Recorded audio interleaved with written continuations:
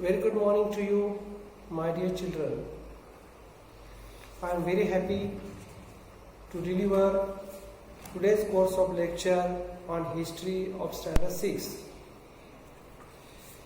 Well, today we have to begin with the first topic of history, and name of the topic is the Indian subcontinent and history. It means we have to study the Indian subcontinent and history in today's lecture. Please listen to this lecture very carefully so that you would understand, though we are at a far away distance from each other. Remember, there are 3 points in the Indian subcontinent and history: geographical conditions and the course of history. The second point is geographical features of India, whereas the third point is the Indian subcontinent. Undoubtedly, we have to begin geographical conditions and history of India while beginning this lecture on the Indian subcontinent and history. The first ever point is geographical conditions and history.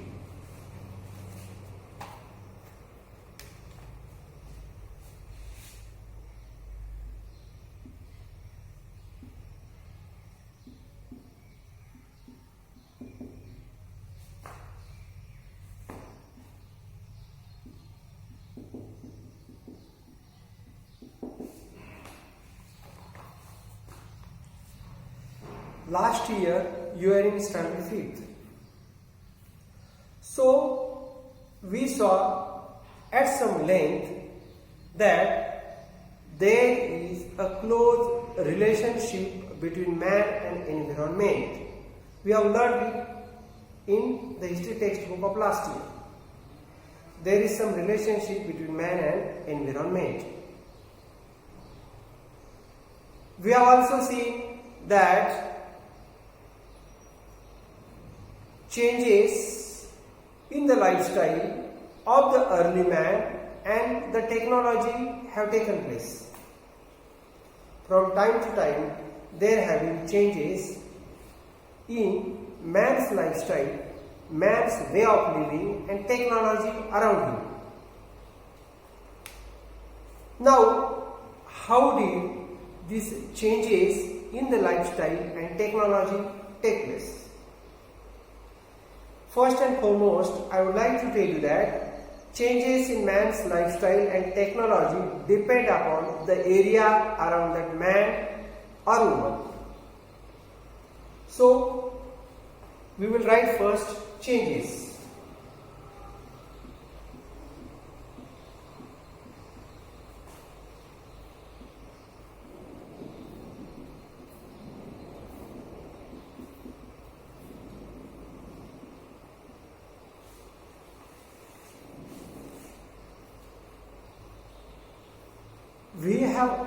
We have also studied the history of human civilization when from the Stone Age to the agricultural civilizations which developed on the banks of rivers. We have also studied the change in the Stone Age to the agricultural civilizations. And this agricultural civilization developed or flourished on the banks of rivers. History is an important account. History is an important study of the past events in the progress of human culture. You may underline this line if you have a textbook with you. What is history? If somebody asks you definition of history, it is history is a coherent account of the significant past events in the progress of human culture. So, if we have to develop human culture, the role of history is very, very important. The role of history.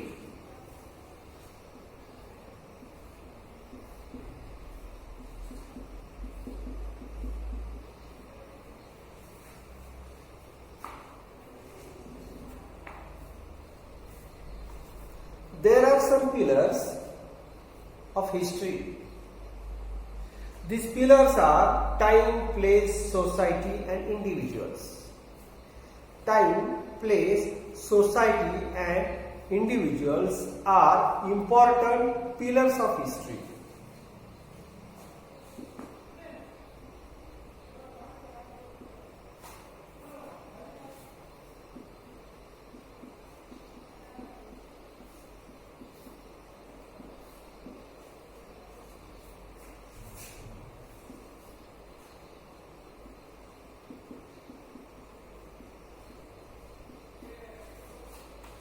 When you know time, place, society and individuals. Individuals means human beings or mankind.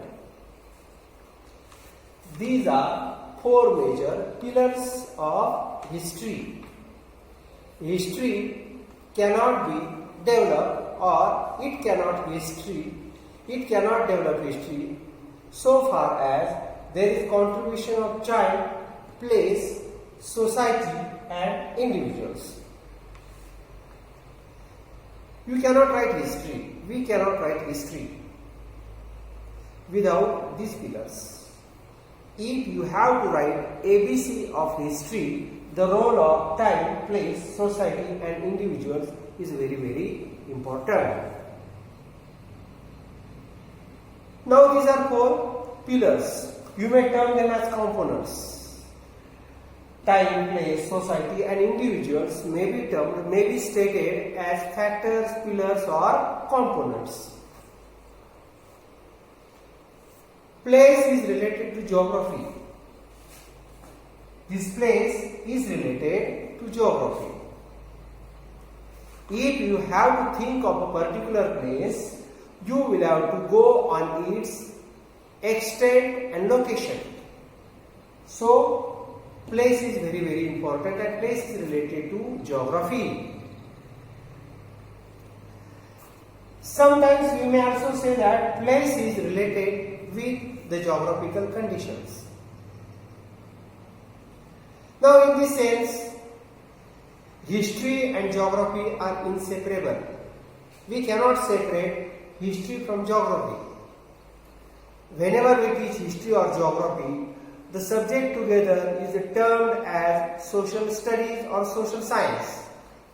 When we say social studies, in social studies there are four subjects: history,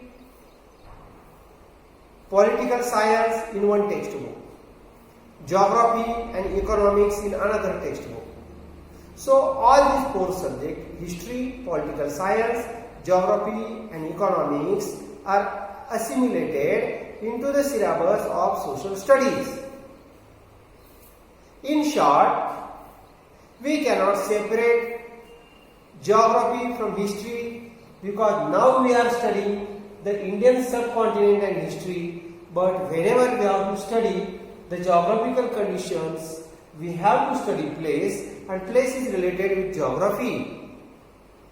It means geography and history are inseparable. We cannot separate one subject from another. Our diet, food that we take, clothing, housing, occupation. In fact, all our human life in any region depends to a large extent on its geographical characteristics, features. Our food that we take, clothing, housing, occupation, not only these components, but all our human life, take example of any region, depends on its geographical features, characteristics. Now we will take an example. Remember, Some people live on the plains. Some people live in the hilly regions. People living on either of the locations means the plains as well as hilly regions. People are the same, but lifestyle or the way of living in both the areas, plains as well as the hilly region, is different. We may say people living on the plains find their life rather easier than the life of the people those who live in the hilly area. We have been living on the plains, so we don't have to face rigid or severe obstacles and difficulties of life in comparison with the people of the hilly regions. Those who live in hilly regions. For an example, the people, those who live in Jawar, Mokhada, the hilly areas of Akola, Igatpuri, Thane, have much more difficulties because people living in the remote areas of Thane, Akola, Jawar, Igatpuri, Mokhada have many difficulties to face because these people live in the hilly regions. Their life is difficult. Now, there are two conditions which we have to study: people's life on the plains as well as in the hilly regions.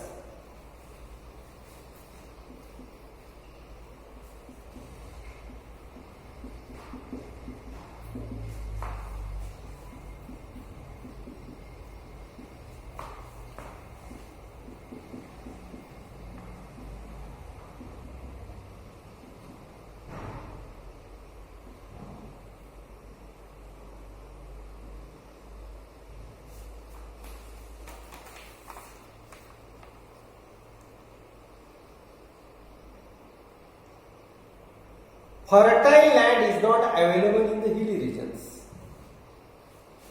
There is no fertile land in the hilly regions.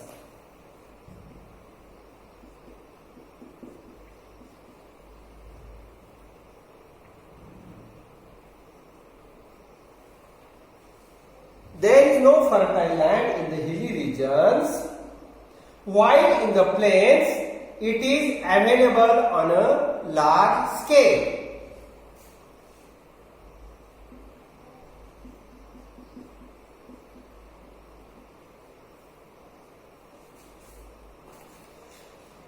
Fertile land is available on the plains. Fertile land is not available in the hilly regions. Now, grains and vegetables are scarce in hilly areas. Since fertile land is not available in the hilly regions, there is shortage of food grains as well as vegetables in the hilly regions.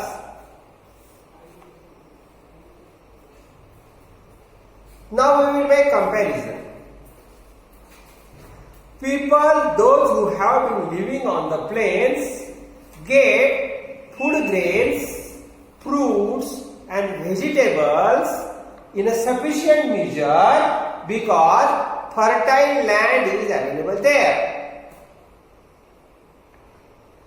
Food grains, fruits and vegetables are available on a large scale on the plains because of this fertile land, whereas these things face shortage because fertile land is not available in the hilly regions.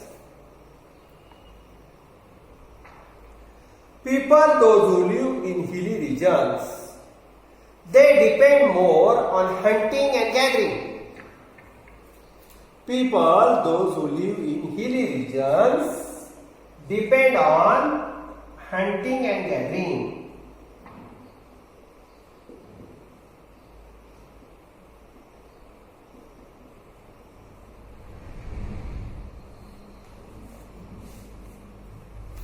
If they have to earn food, if they have to collect food, people living in the hilly regions depend on hunting animals and gathering wood, honey, fruits and vegetables for living. We also find that such differences are there in the way of living of the people in the hilly regions as well as the plains. In short, we have studied what are the differences between the lifestyle of the people, those who have been living on the plains and in the hilly regions. The second point is the climate, rainfall, agricultural produce, flora and fauna of the region.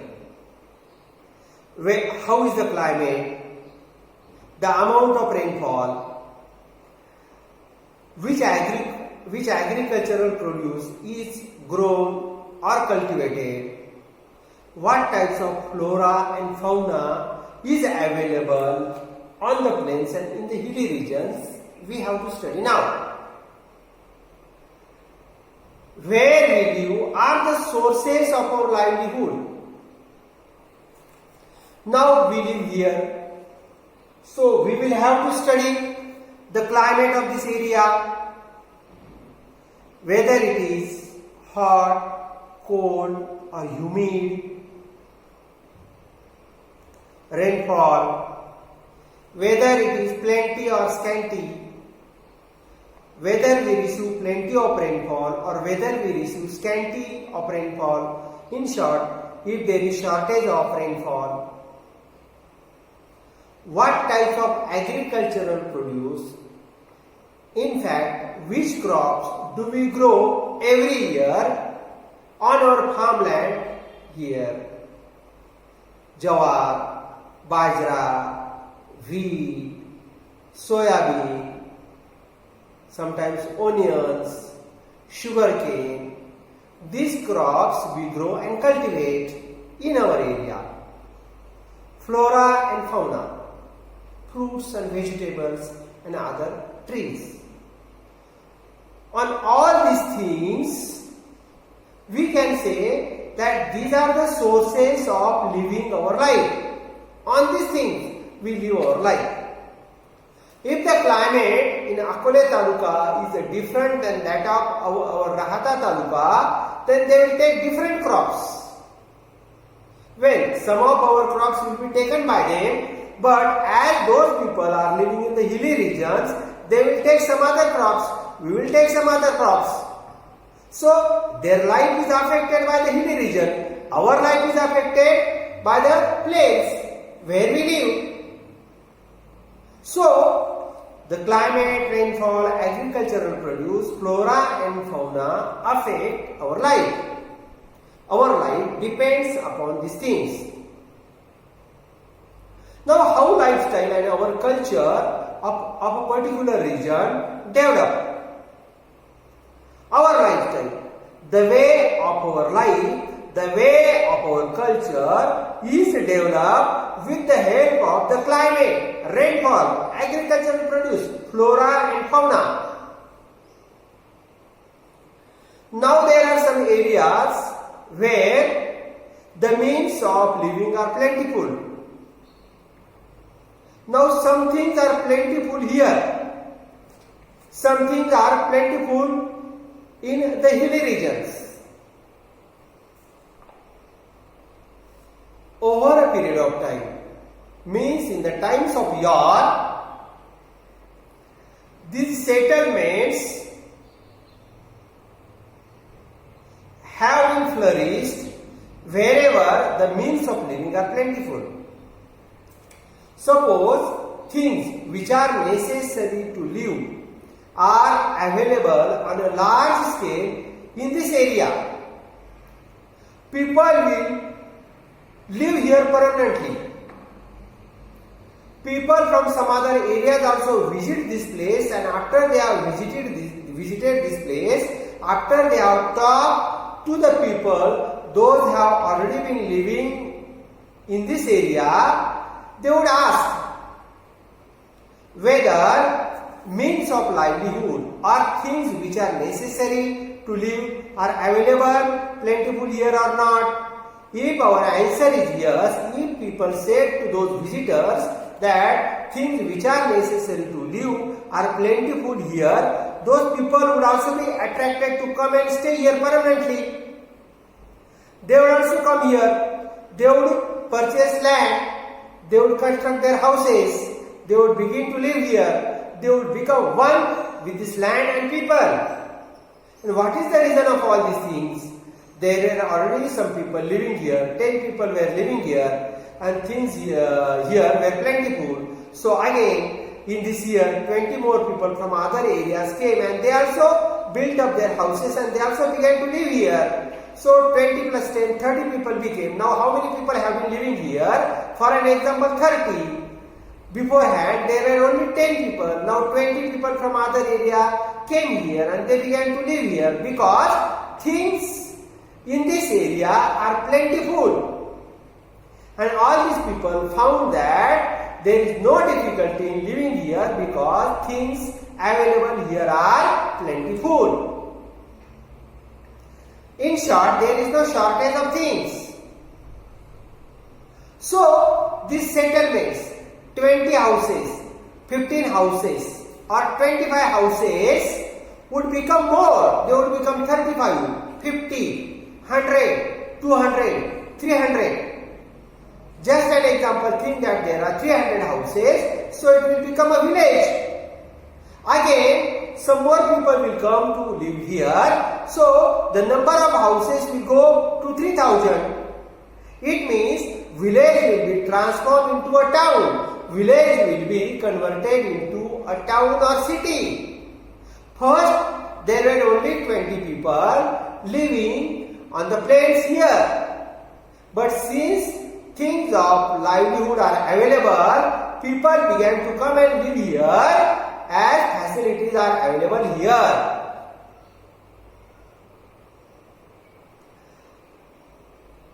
Now, sometimes environment goes down. Climate, rainfall, agricultural fauna are adverse. Climate is not good, rainfall is not sufficient, agricultural produce is also not sufficient, fruits and vegetables are also not grown on a large scale. So environment goes down. When environment goes down, it is said that there is a degradation of environment. So drought, invasions, attacks of the outsiders, wars with the outsiders as well as insiders. Sometimes there is famine, there is shortage of water. So because of all these things, there is shortage of food grains, fruits and vegetables. Because of all these things, we face scarcity or shortage. And when there is shortage, people are forced to leave their settlements. It means these things are not available in a particular village. People are forced to live their life in that village. They shift to some other area where things of livelihood are available on a large scale. People are moved there. People shift there. We see many such instances or examples in history. Thus, we see that there is a very close relation between history and geography. History cannot live without geography. Geography cannot live without history. Both are part and parcel of each other. They are inseparable subjects from each other. Now we'll take a brief stock of geographical features of India. Our country is extended far and wide. To the north of India, it lies the Himalayas. To the east, the Bay of Bengal is located. Now, to the west, the Arabian Sea, and to the south, the Indian Ocean. Now, except for the islands of Andaman, Nicobar and Lakshadweep, the rest of the country is contiguous. Means Andaman and Nicobar and Lakshadweep are little bit separate or at a far away distance. But the rest of the country is contiguous. Now we have to take into account, we have to study this region. So it is referred to as ancient India. This region is said as ancient India. Now when we study the ancient history of India before 1947, we secured freedom in the year 1947, but if you have decided to go back before 1947, today's Pakistan and Bangladesh were also part and parcel of India. Means before 1947. So far, partition of India did not take place. Pakistan and Bangladesh were also parts of India. So we can term that an ancient India. Now some regions have been given below. So it is very necessary to study and have a look at the course of Indian history. The course of history is the Himalayas, the plains of Sindhu, Ganga, Brahmaputra rivers, the Thar desert, the Deccan Plateau, the coastal regions and the islands in the seas. So in the next lecture we will begin with the Himalayas. The Himalayas lie to the east of India. So what we have learned today, my dear boys and girls, see, we had begun with the geographical conditions and changes. Thereafter, we saw that there were gradual and slow changes in the lifestyle and technology, in the lifestyle of people and technology in the surroundings. Thereafter, we studied the role of history and how time, place, society and individuals are the components which affect the lifestyle of people living in a particular area. We also focused on people's life in the plains as well as the hilly regions. We saw that there is a severe or serious difference between the lifestyle of the people living in the plains and hilly regions. I had also told you that fertile land and infertile land availability on both the factors. So these things so far we have studied, and while concluding today's lecture, we discussed on geographical features of India briefly, but we have to begin thoroughly on the geographical features of India from the next lecture, and we will begin from the Himalayas. So I would all request you that whenever this video would be uploaded, just open it, go through it, listen to it wholeheartedly so that you will understand some key points of the lesson, the Indian subcontinent and history. See, after that the points which I have given on the blackboard must be studied thoroughly. Well, as soon as the lesson is concluded, I would like to give you questions, but if you have gone through the video 2 to 3 times and if you have read the points which I have mentioned on the blackboards, things would be pretty well. Thank you. Good day to all of you.